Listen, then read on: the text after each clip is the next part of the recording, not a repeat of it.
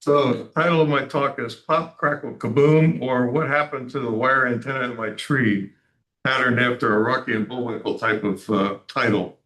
So I'm Kirk Smith, K2 CSA. So here's my background. My orthodontist and amateur radio operator when I was 12 got me interested in amateur radio and electronics. So I collected old radios that people were throwing out, but I didn't get my license then. Instead, I did the most important thing first. I got married to my high school sweetheart between my sophomore and junior year of college. Then I got my BS, MS, and PhD in electrical engineering. My main focus was on electrical power, and my PhD dissertation was on arc interruption and circuit breakers. So my career of 42 years in industry was on the design and testing of arc interrupters. Initially, it was SF6, which is sulfur hexafluoride, a good electrical insulating and arc interrupting gas. Then air magnetic, and last 27 years were vacuum.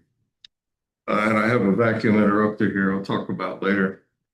I'm still active in the IEEE in the switchgear committee, which is responsible for standards. And this year I celebrated 50 years going to committee meetings. I joined this club in 2015, got my license pretty quickly as KD2IJT. That was, and then I got my general class not long after. And then a few years later, I got my extra class. My orthodontist, I found out after a lot of searching, was K3 CSA, because he was in Pennsylvania. So I changed my call sign to K2 CSA after passing my amateur extra exam in honor of my first Elmer.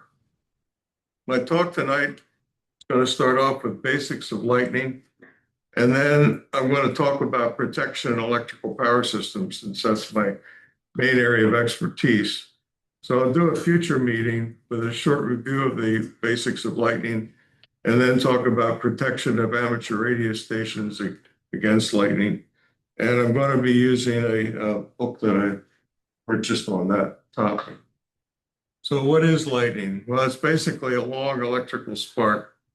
Typically, they're about 1 kilometer in length. Extreme ones, it could be 100 kilometers. Most are 5 to 10 kilometers. But I found out that the longest one was a cloud-to-cloud flash that spanned several storm systems in the South back in 2017. It was 829 kilometers. I think they had to measure that from the International Space Station. So small ice crystals will be drawn up in an updraft in a cloud. They'll collide with heavier soft hail particles that aren't going to go up. They're going to stay where they are or gradually go down. With the collisions, electrons are stripped off from the small ice particles. So as they go up, the top of the cloud becomes positive. The bottom of the cloud, where all those heavier particles is, becomes negative. And the ground can sometimes assume a positive charge in opposition to the bottom of the cloud. So there's a term called thunderstorm days. It's the number of days that thunder is heard, approximates the prevalence of storms. It's called the isochronic level. If you look at the chart there, Florida has the highest in the country, with some areas just east of the Rockies is having some pretty high ones. The West Coast is about 5, so it's about the lowest. And New York is in where we are is about 30. It's kind of in the middle. So here's a typical thunderstorm shape. It's that anvil shape to the cloud. And this is produced by the rapid rising of hot air. Now this shows all the possibilities, including a tornado. But so you start off with some light rain as the cloud moves over, and then you get heavier rain. You could get hail on the back end, and then there's a rain-free base later on. but there's actually a phenomenon called blue sky lightning where the cloud could be all the way over you. You're back to blue sky again, and you can still get lightning. So it's something to be concerned about. So here's the charge structure in a thunderstorm. You can see again, the positive charges are up at the top because those small ice crystals lost their electron on the way up. Down at the base, you've got mainly electrons. This shows a little bit of positive ions on the bottom, but I think they're also on the ground. So you can get cloud to ground lightning. You can get lightning within the cloud from the positive to negative charges. You can get cloud to cloud lightning if you've got two clouds nearby. You can get cloud to up in the air, or also cloud to ground. So there are four types of cloud to ground lightning. Two of them are downward propagation. One is negatively charged leader, and I'll mention what a leader is in a minute. And the other is a positively charged leader, which actually comes from the top of the cloud and works its way down. Then there's also upward propagation with negatively charged leaders and also with positively charged leaders. So you get these different types. So here's a lightning stroke, and you see the fainter ones, those are leaders. And what that is as you've got the charge separation between the bottom of the cloud and the ground, leaders form to try to establish an ionized path between the cloud and ground. A lot of them don't go anywhere, but one of them finally will, and that's where the main stroke will follow. And also, in addition to a main stroke, you can get two or three follow-on strokes in a very, very short period of time. Probably wouldn't even notice that they're separate strokes. Here's a summary of characteristics. So the downward negative stroke is approximately 90%. It's the most common. The first stroke in kiloamps is about 30, but there could be a range anywhere from 3 to 140 kiloamps. The first stroke in time is like 1.8 microseconds. Later strokes are typically smaller, but faster, and an average of 3 strokes in a lightning event. The downward positive is about 10%, similar first stroke current, but they only tend to average about 1 stroke. So you can see you can get a wide range of currents that come as a result of a lightning stroke, from relatively small to very large. Here's a picture that somebody took, which won the 2025 calendar competition award. This was a time exposure where he captured a whole bunch of strokes. There's actually some up in the clouds, but most of them down to the ground, and I think this is in Arizona. Yeah. Now, I'm going to talk about lightning in the context of power equipment. So a typical piece of power equipment, like a circuit breaker, has 3 different voltage ratings. There's the operating voltage, which is you put it in a system, and that's the phase-to-phase voltage of the 3-phase system. So distribution level, the 15.5 kV is typical for outdoor circuit breakers. Now there's 2 withstand voltage requirements. First is a power frequency withstand voltage. It's measured in kilovolts RMS, as the operating voltage is also in kilovolts RMS. It's a 1-minute test. So you bring the voltage up and hold it at the target level for 1 minute. It's a design and factory quality test. It's not a field test. If you get a breakdown, it's a failure. So something either was not right in the design, or something was not right in the way it was manufactured in the factory. In the field, you would typically do a test at only 80% of the rated value, because a field test is not a design test. You're not trying to demonstrate the design when the thing's out in the field. Plus, it's been used on a certain amount of duty. So you only apply a lower fraction of the rated value. The other required withstand test is a lightning impulse test. And this is measured in peak kilovolts. It's a statistical test instead of a defined either you pass or you fail. So a typical test requirement would be you do 15 separate impulses. You're allowed up to 2 failures with that target value of, in this case, 110 kilovolts peak. So that means that 87% success rate is okay. A 13% failure rate is also okay. Now, I put on here 145 kV is a typical kind of lower end transmission voltage. There, the power frequency withstand is 275 kilovolts.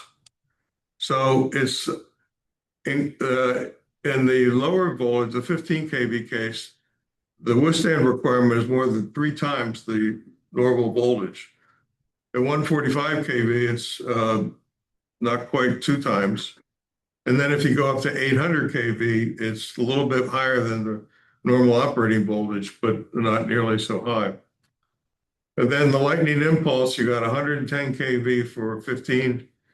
And then at 145 kV, the requirement is 650 kV. And then at 800 kV, it's 2050. Now, 800 kV is actually common in the US and particularly eastern side of Canada. Canada found they had a lot of water resources up around James Bay and Hudson Bay.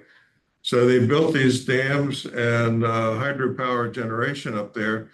But then they had to figure out how to get it from there down to where all the people were along the southern border of Canada. So back probably in the 50s, or definitely in the 60s, they developed a 765 kV system. So they had to develop all the insulation for the transmission lines and all the other kinds of equipment that went with it.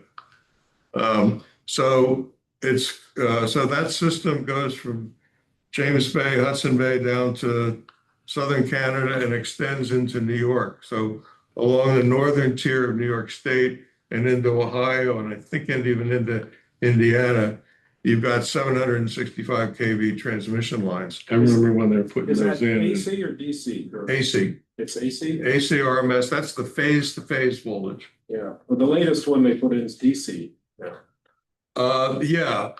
They put in a new link between Canada and New York City, which is I think it's a 500, no, it's not 500 kV. I think it's 350 kV DC. It's a cable that runs down along the bottom of Lake Champlain and down the Hudson River. And so at each end, you've got at the Canadian end, you've got the AC to DC converter. And at the New York City end, you've got a DC to AC converter. So these are big power electronic devices that convert to and from AC and DC. You're right. There's actually a 1200 volt rating. I think the only place that that's used is in China, where they bring power from the western side of the country also to the eastern side.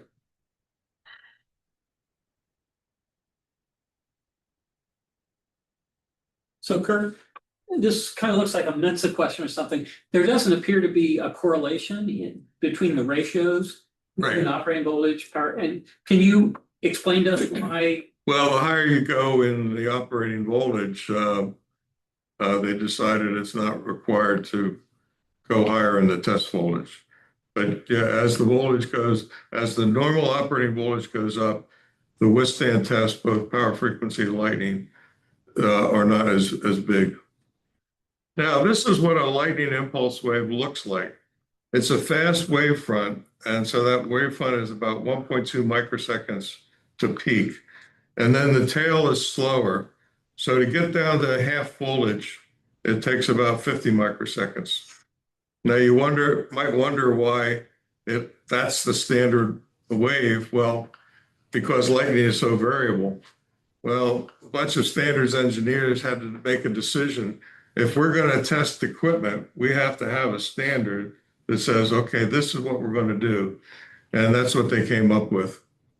So Kirk, all of these voltages, test voltages you're talking about are on a power line coming into a facility. Is that? Yeah, also on the stuff in the substation. So there's switches, high voltage switches, and there's circuit breakers.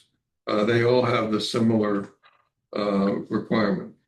Okay, so that in practice, that voltage must be a complicated thing depending on the exact layout of the wires, where the lightning struck, the currents. Yeah, and so I'll mention that in a minute here. So here's a typical overhead line. This is probably something like 145 kV. So this is a wooden structure. You got two wooden poles and then a wooden cross arm. And there's three insulators hanging down from the cross arm, each of which supports one of the three-phase conductors.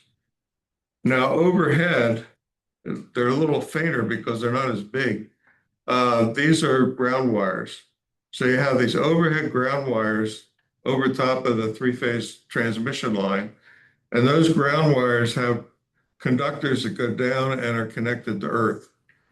Now, the reason for those is that by putting the ground conductors up above the phase conductors, lightning is more likely to hit the ground conductors than it is to come down and hit one of the phase conductors.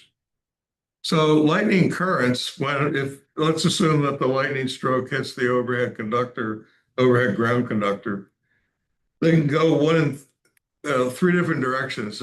If it hits right at the top of a tower, it goes down through the earthing conductor to earth.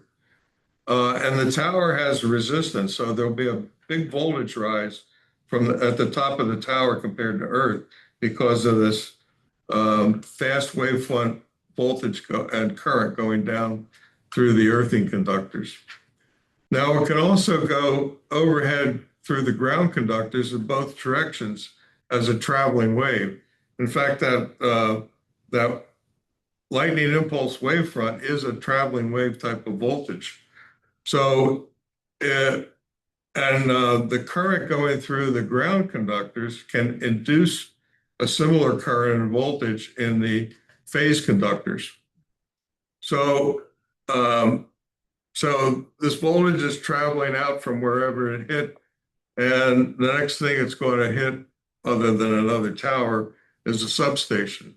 So to protect the equipment in the substation, you use surge arresters, which are connected from line to ground just as you enter the station, or also at various pieces of equipment like a transformer. And also sometimes you'll have surge arresters on the line itself, particularly if a line goes up over a hill or a mountain where it's more likely to get hit by lightning. Here's a substation. And so a line is coming in here from the left, and there's three insulators here suspended from this metal cross arm that the phase conductors terminate on. And then they drop down into, go through some switchgear units. So above this tower that supports the incoming line, you've got two lightning rods. And so substations will always have lightning rods so that lightning is more likely to hit the rods, but then it'll be diverted down into the ground than it is to hit a piece of equipment inside the substation. This first thing it goes through is a thing called a circuit switcher in this case. And it's difficult to see it, but the circuit switcher has two parts. It's got an interrupter that can break low fault currents, and then it has an air brake disconnect switch. So the interrupter will break the current, and then the air brake disconnect switch will open, and isolate the circuit. Then from there, it goes into a transformer. And this would be a step-down transformer to go from the transmission line voltage down to distribution voltage. So it might be 15 kV. And then there'll be probably 2 or 3 or so circuit breakers that connect from the transformer to some overhead conductors that then can go out on distribution lines. So that's a typical substation, very simple substation. Underneath it is a ground mat. So it's a mesh of conductors, and every piece of metal structure in the substation should be bonded to that ground mat, which is very similar to what we want to do for amateur radio stations. So the incoming tower is bonded to it. There's a couple pieces of metal equipment, they would all be bonded to it. Any other metal support structures and the fence around the substation, everything would be bonded to that ground mat so that you don't get differences in voltage when you have lightning strikes. Here's the one bushing here is the input bushing to a transformer. And then this is a surge arrestor. So you have the incoming line coming down into the transformer. And as close as possible, you put the surge arrestor. So it's grounded here on the bottom and it's tied to the phase conductor up at the top. And you want to keep these distances as short as possible because that high frequency surge, there's inductance in any conductors, and the high frequency surge will cause a voltage.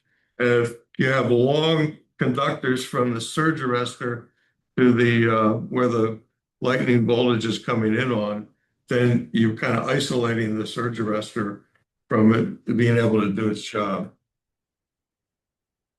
Here's a power transformer up on a distribution pole. This one has 2 high voltage lines feeding into 2 bushings on the transformer. And these are the low voltage output bushings that say go to a house or something. And then right next to each of the 2 high voltage bushings is a surge arrestor, one on each side. So again, very short conductors, and then the conductor is tied to the metal tank of the transformer, and then it goes down the pole into the earth. So a surge arrestor, its normal state is it has a high resistance. So it's not going to carry any current when it's just sitting there and you have normal voltage. But as you get a lightning over voltage, as the voltage goes up, and it's going up very quickly, the surge arrestor will very quickly clamp the voltage. And then it'll divert the energy, or a lot of the energy, from the lightning impulse down to ground. As soon as the lightning impulse current stops, then the high resistance capability of the surge arrestor will be restored, and then you're back to normal operation. Unless, of course, you blow it up and then you have to replace it. Now, here again is that surge voltage, and the surge arrestor, as the wavefront goes to a certain level, which is going to be above the normal operating voltage of the equipment, it'll break down and divert the voltage and current to ground. Now, in addition to having surge arrestors, say, in the substation or at a distribution line with a transformer, you also can have them protecting a line. This is a distribution line not far from where I live. It's probably about 15 kV, and you can see there's 3 surge arrestors connected to the 3 phases, and then there's a conductor down to ground. And in cases where you've got a line going and it's more likely that lightning would hit it, having surge arresters along the line can be useful. Here's a similar case on a high voltage line. Here's the metal tower, and you've got 3 phase conductors, 1, 2, and 3, and you've got a single overhead line ground conductor. These greenish bluish things here are the suspension insulators that support the phase conductors from the tower. And this other darker thing is a surge arrestor. There's actually a wire over to the tower here that's hard to see. It's easier to see on this one.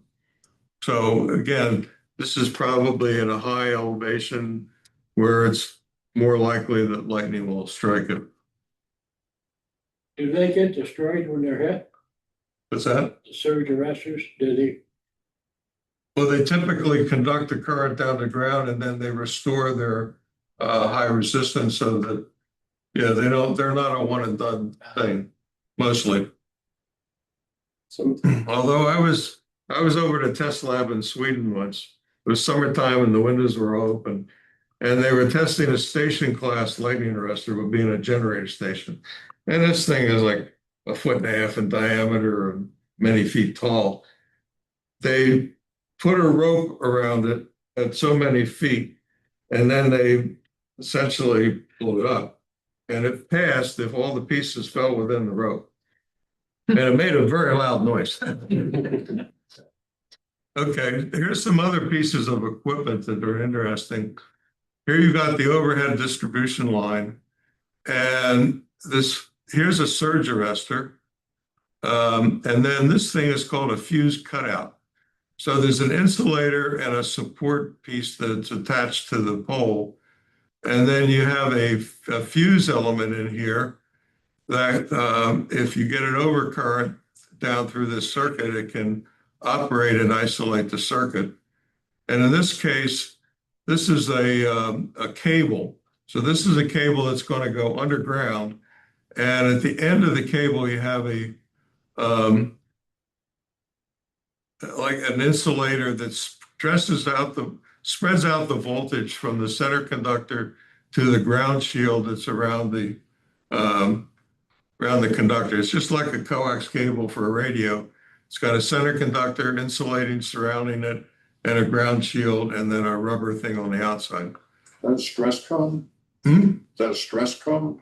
Yeah, stress cone. Yeah, exactly.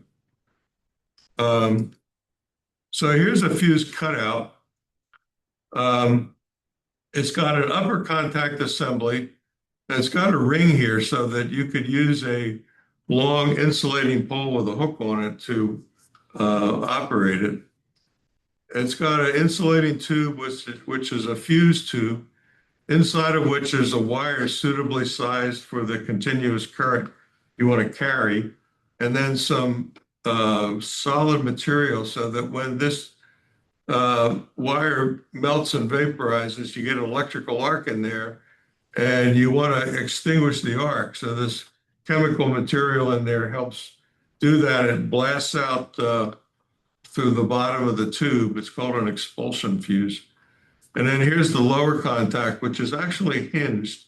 So if the fuse blows, in addition to interrupting the current, it'll push a pin up, disengage the assembly at the top, and it'll swing down on its hinge and hang down there. So a lineman goes out, he's looking for the ones that are hanging down, but he knows he has to find the fault and then replace the fuse. So he would take this down with his hook stick, put it in a fuse element, and then put it back in the hinge part. And then with his hook stick up in this part, he's raised it up and connect it back in. So these are common elements. And these are the closest thing generally to the load and the closest protection element. Next thing you're going to get is a device called a recloser. And this is an older style recloser. It's got a tank filled with oil. There's interrupters inside and a mechanism to drive it. And then there's 3 phases. And on each of these phases, on each side, actually, there's a surge arrestor to provide some protection for the recloser. So if the recloser sees a short circuit current flowing through it, that then maybe that fuse cutout switch took care of, it'll open too.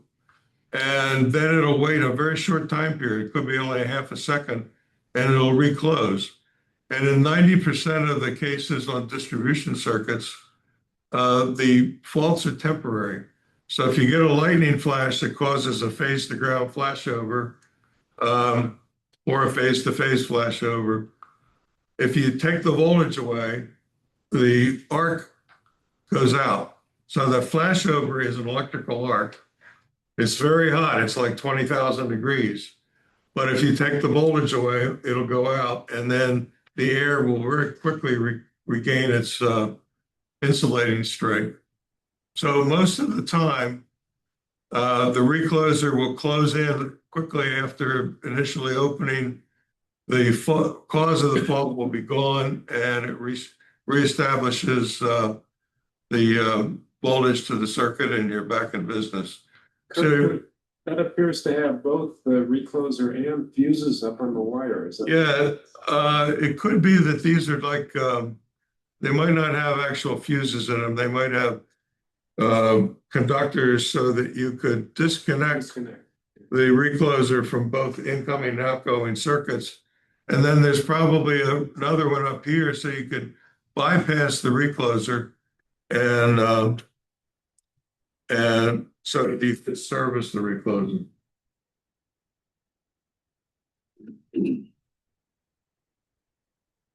This is a time-lapsed case of how a recloser operates.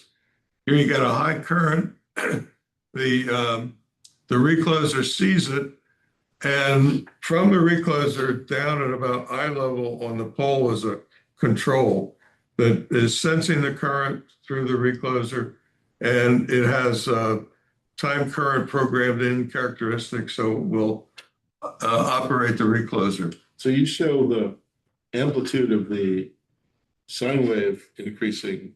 Right, so something happened here that caused a fault current to flow. So the recloser saw it and it opened and interrupted the current here. So, but would that be a lightning strike? Could probably, or it could be a branch falling on the line, or it could be a squirrel who got. Because a lightning strike would be one direction, not alternating.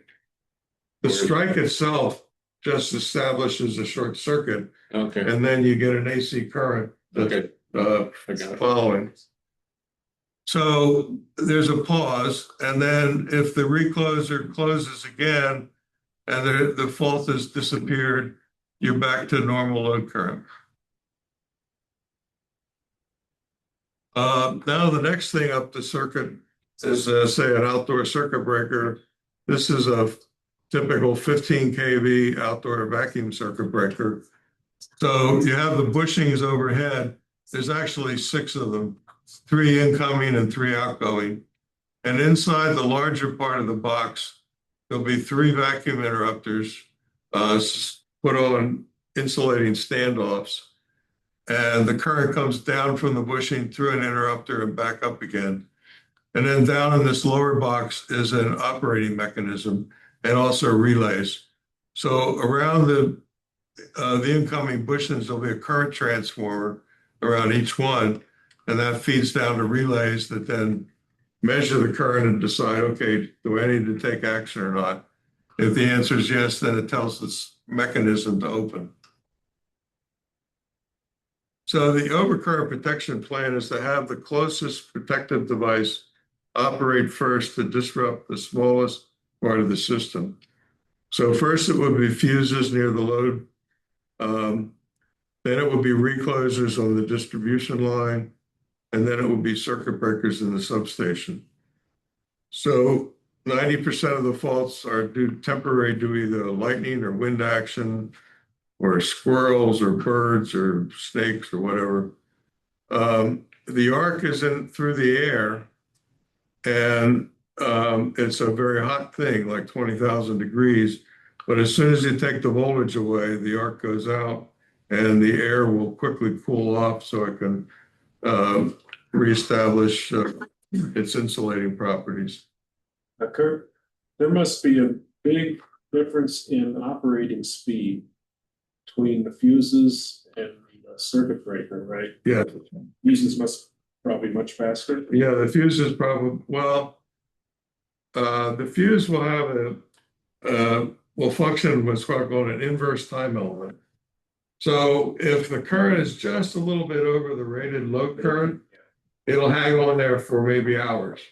If it gets much higher, then it'll melt more quickly. If it's a big short circuit, it'll melt almost instantaneously.